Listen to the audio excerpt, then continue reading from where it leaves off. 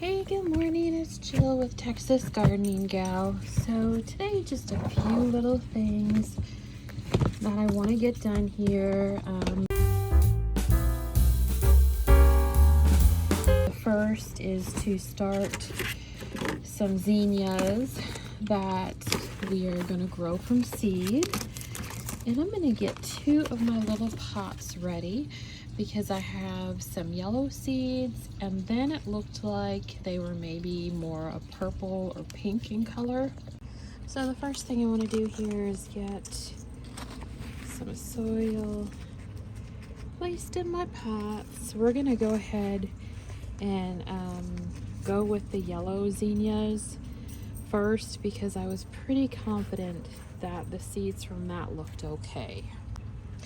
Now this is dated yesterday's date of 5/17. I placed some seeds into a moist paper towel to kind of give them a little jump start. I'm not really sure how that's gonna work out, but they seem to do okay, or my other seeds seem to do okay that I started this with. So we'll see if this works with these. I have no idea. A little trial and error though, so we'll see if it works. Alright, so we have them both potted.